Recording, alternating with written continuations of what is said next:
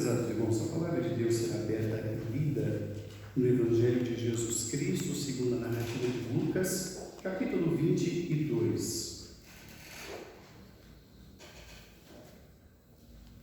Evangelho de Jesus Cristo, segundo a narrativa de Lucas, capítulo de número 22.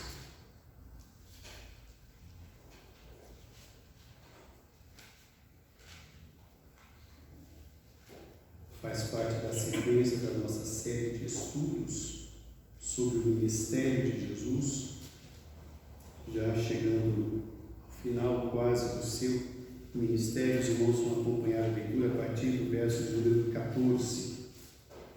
Evangelho de Jesus Cristo, segundo a narrativa de Lucas 22, a partir do verso 14. Assentados reverentemente, os irmãos vão acompanhar a leitura da palavra de Deus, que nos diz assim: Chegada a hora, pôs-se Jesus à mesa e com ele os apóstolos, e disse-lhes: Tenho desejado ansiosamente comer convosco esta Páscoa antes do meu sofrimento, pois vos digo que nunca mais a comerei até que ela se cumpra no reino de Deus.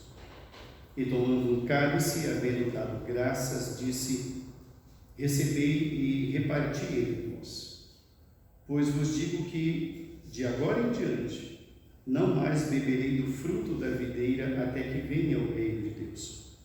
E tomando um pão, tendo dado graças, o partiu e lhes deu, dizendo: Isto é o meu corpo oferecido por vós, fazei isto em memória de mim. Semelhantemente, depois de cear, tomou um cálice, dizendo: Este é o cálice da nova aliança no meu sangue, derramado em favor de vós. Todavia, a mão do traidor está comigo à mesa, porque o Filho do Homem, na verdade, vai segundo o que está determinado. Mas ai daquele por intermédio de quem ele está sendo traído. Então começaram a indagar entre si quem seria dentre eles o que estava para fazer isso. Que Deus nos abençoe, irmãos, em nome de Jesus. Amém. Irmãos, esta é a 56ª mensagem sobre o ministério de Jesus, tendo por base o estudo do Evangelho de Lucas. Então, há mais de um ano nós estamos estudando o Evangelho, as narrativas de Lucas sobre o ministério de Jesus.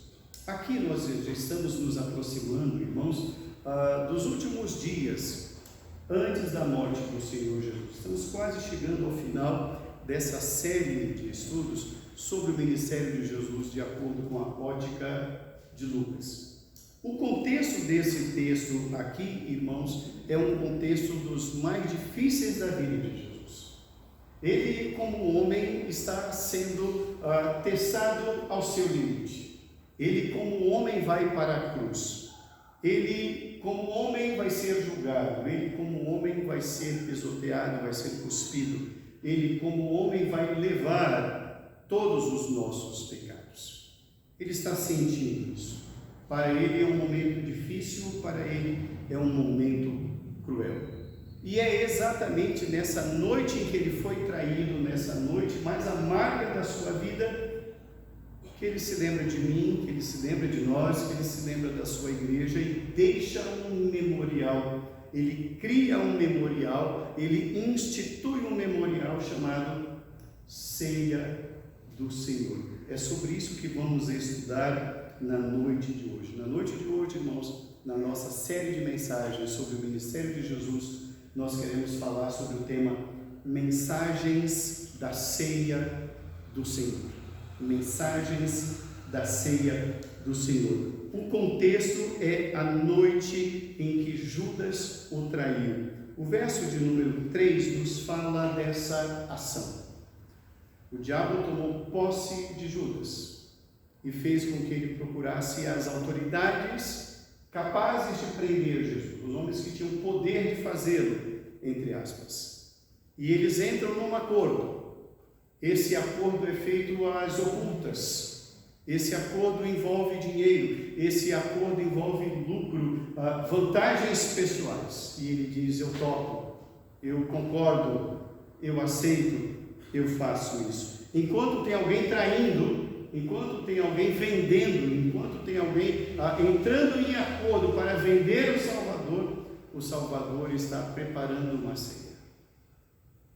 Enquanto o Judas saiu para trair, para entrar em acordo, para vender Jesus, o Senhor está deixando um memorial de bênçãos para a igreja. Enquanto alguém está pensando no crescimento do corpo, tem alguém pensando no seu esfacelamento.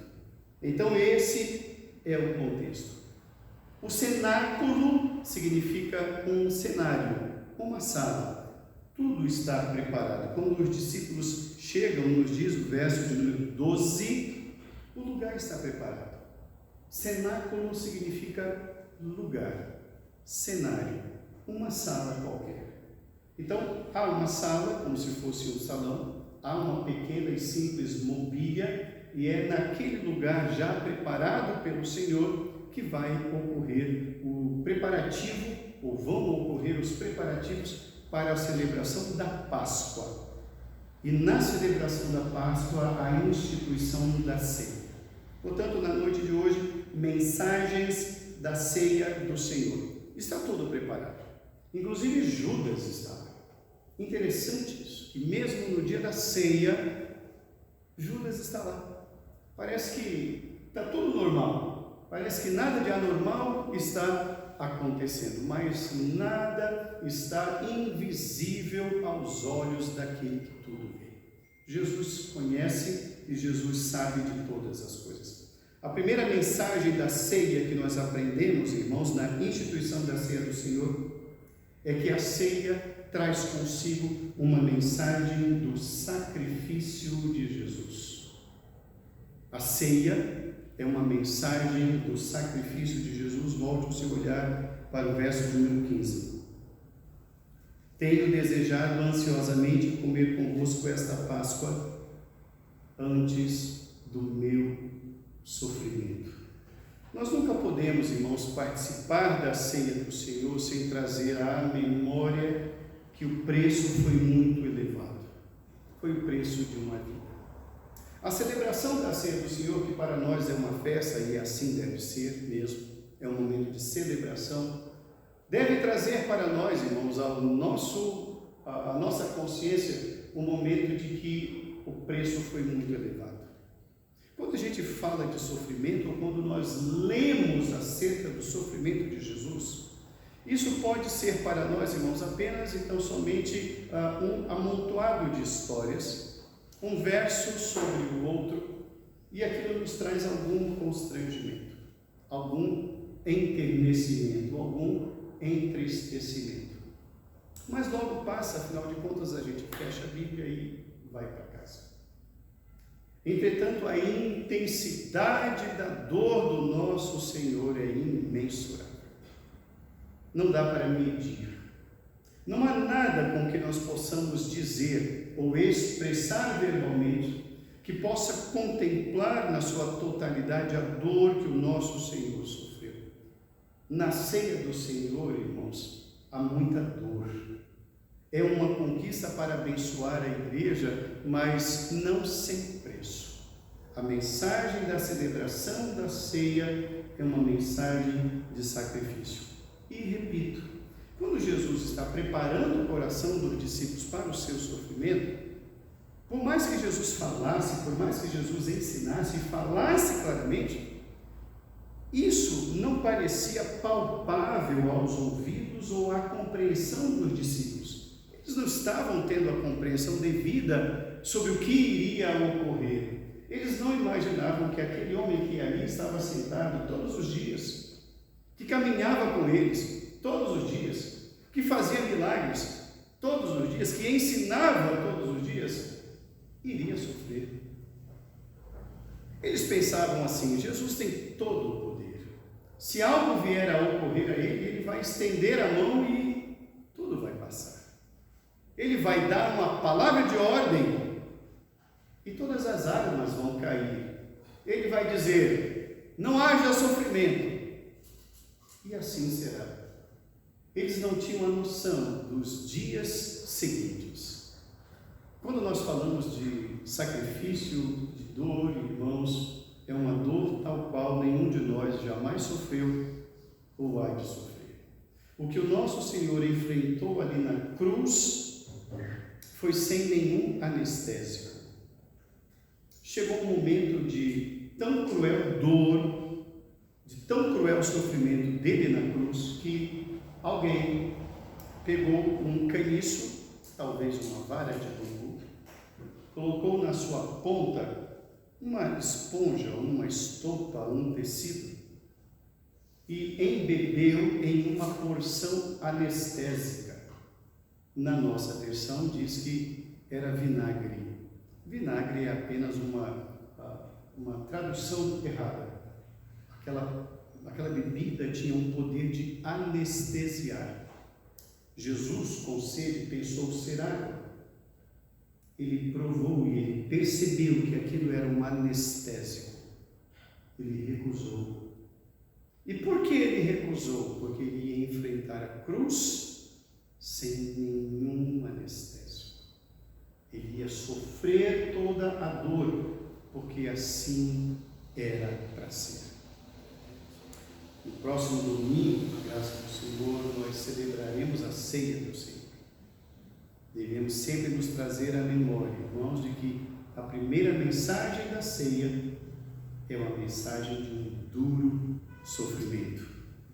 Uma segunda mensagem que está embutida na ceia do Senhor não é apenas uma mensagem de sacrifício, mas é uma mensagem também de um novo momento na vida da igreja.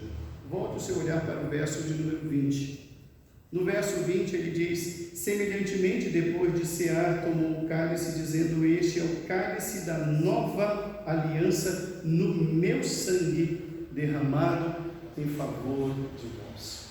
O que Jesus Cristo está dizendo é: a partir desse instante, a história da igreja vai mudar. A partir desse instante, a história do sacrifício vai mudar, porque eis aqui o sacrifício perfeito. Então vamos voltar a algum tempo no passado. Como era a confissão de pecados no Velho Testamento? Por meio do sacrifício de um animal. A lei judaica permitia vários tipos de sacrifícios, de maneira que mesmo as pessoas mais simples e pobres pudessem participar daquele momento. Quem podia mais, podia comprar um animal de maior porte, e aqueles mais pobres, a oferta eram 2 rolinhas, preço muito barato que mesmo as pessoas mais pobres da cidade poderiam comprar. E não nos esqueçamos, essa foi a oferta dos pais de Jesus, José e Maria, 2 rolinhas, a oferta mais simples. Mas aquele animalzinho, por menor que fosse, ou dependendo do seu porte, médio ou maior, aquele animalzinho deveria ser sacrificado e o seu sangue deveria ser derramado. Por quê? Porque sem derramamento de sangue não há remissão de pecados. Pois bem, isso é no Velho Testamento. Agora Jesus Cristo está dizendo: não mais haverá sacrifícios. Agora está sendo apresentado o sacrifício perfeito, pleno, insubstituível, e Deus aceitou na sua grandeza a perfeição do sacrifício de Cristo. Por isso não há mais a necessidade de qualquer outro sacrifício para que estejamos em paz com Deus. Foi o sangue de Jesus que foi derramado, que pagou a multidão dos pecados da humanidade. Então, a partir de agora, é um novo momento. Essa é a segunda mensagem da ceia. A ceia, irmãos, traz consigo a anunciação de um novo momento. Agora, os animais não terão mais lugar, não há mais lugar para sacrifícios no templo. Até a própria logística do templo iria mudar. O próprio comércio ao redor do templo não haveria mais motivo ou razão de ser, porque a oferta perfeita de Deus em Cristo havia sido completada. Quando celebramos a ceia, irmãos, insisto, o preço foi muito elevado. Há uma canção, irmãos, que ilustra bem esse momento. É uma canção que diz assim: Eu sei que foi pago um alto preço, para que contigo eu fosse um, meu irmão. Quando Jesus entregou sua vida, ele pensava em ti, ele pensava em mim, ele pensava em nós, ele estava pensando na igreja. A segunda mensagem da celebração da ceia, irmãos, é a mensagem de que vivemos um novo momento na vida da igreja. Vamos celebrar agora a vinda do Messias e ele há de voltar. Uma terceira mensagem que há, irmãos, na ceia do Senhor, a primeira é que é uma mensagem de sacrifício, a segunda é que há uma mensagem de um novo momento na vida da igreja, e a terceira é que todo o plano da vontade de Deus foi cumprido. A terceira mensagem da ceia do Senhor é que houve o cumprimento pleno da vontade de Deus. Volte o seu olhar para o verso de número 22. O Filho do Homem vai segundo está determinado. Jesus Cristo deixa algo muito claro para os seus apóstolos, os seus discípulos. Tudo o que está ocorrendo é vontade de Deus. Toda a dor, a traição, a venda por 30 moedas de prata, Judas, tudo isso, nada disso fugiu do plano de Deus. Pode ser incompreensível, pode fugir à nossa compreensão terrena, tacanha, limitada e humana, mas nada disso fugiu aos propósitos de Deus, para nos alcançar como povo, para nos alcançar como igreja. O sacrifício determinado por Deus. E olha que interessante, eu sempre cito esse detalhe. Jesus Cristo foi tentado pelo diabo de todas as formas, desde quando ele estava para nascer. José e Maria fugiram porque houve a ordenação da matança das crianças de 2 anos para baixo. José e Maria então fogem com aquela criança para o Egito. Lá eles ficam até uma determinada idade que a Bíblia não revela que momento que é. A Bíblia só vai revelar que ele volta ao Novo Testamento por volta dos 12 anos de idade, mas isso não quer dizer que ele passou 12 anos no Egito. Não significa dizer nada disso. Pois bem, quando o Senhor Jesus está sendo levado por Deus para o Egito, já é um livramento. Depois, quando o próprio Pedro tem as suas palavras tomadas pelo diabo para fazer com que Jesus não fosse para a cruz, Jesus Cristo diz: arreda-te, Satanás, tu és para mim pedra de tropeço, eu preciso ir para a cruz. Posteriormente, no julgamento de Jesus, a esposa de Pôncio Pilatos, Cláudia Procla era o nome dela. Ela teve um sonho e relatou esse sonho ao seu marido, dizendo: te livra desse homem, essa noite eu tive um grande sofrimento pensando nele, não te envolvas com ele. Era mais uma tentativa de Jesus não ir para a cruz, mas ele foi para a cruz. E ele diz: vai segundo está determinado. Ele está dizendo para os discípulos: eu vou sofrer porque este é o meu propósito. Eu vou sofrer porque esta é a vontade de Deus. Irmãos, a crucificação faz parte dos planos de Deus. A celebração da ceia do Senhor é a anunciação de que Ele vai voltar.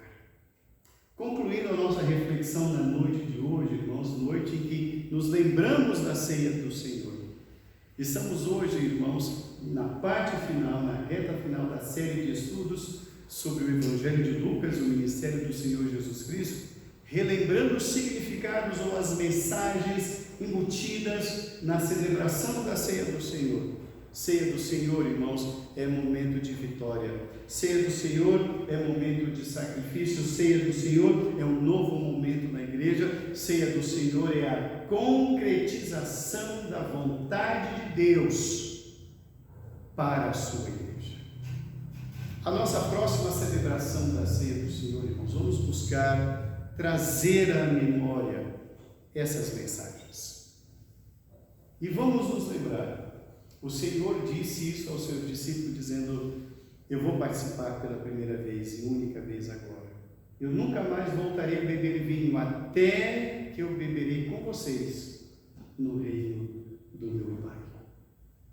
Celebrar a ceia, participar da ceia do Senhor, irmãos, para nós é uma alegria, porque é a vontade de Deus. Participar da ceia do Senhor e celebrar a ceia do Senhor, irmãos, é saber que não foi barato, foi caro, foi o preço de vida. Há sangue ali, o sangue que foi vertido, que nos traz perdão, que nos proporciona um novo momento e anuncia a volta do nosso Senhor. Vamos celebrar a ceia, irmãos, sempre nos lembrando disso, de que é um memorial. Vamos nos lembrar de que o nosso Senhor venceu a morte e voltará. Que Deus nos abençoe em nome de Jesus.